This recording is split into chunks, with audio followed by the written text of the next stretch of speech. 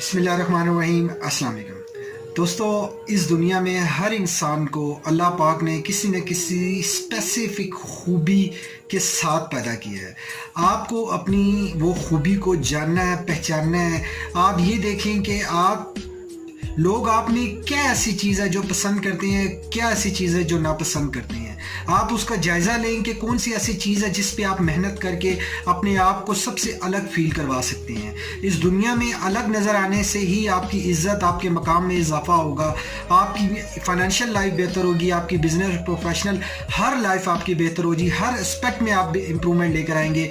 लेकिन उसमें आपको एक ऐसा सिंगल पॉइंट पता होना चाहिए कि जिससे आप सबसे अलग नज़र आते हैं, चाहे पॉजिटिव हो चाहे नेगेटिव हो। अगर नेगेटिव है तो ये देखें कि वाकई नेगेटिव है या लोग आपसे जल के वो चीज़ कर रहे हैं, तो उस चीज़ को पहचानें, जो आपकी स्ट्रेंथ है उस पर मेहनत करें। I hope you understand.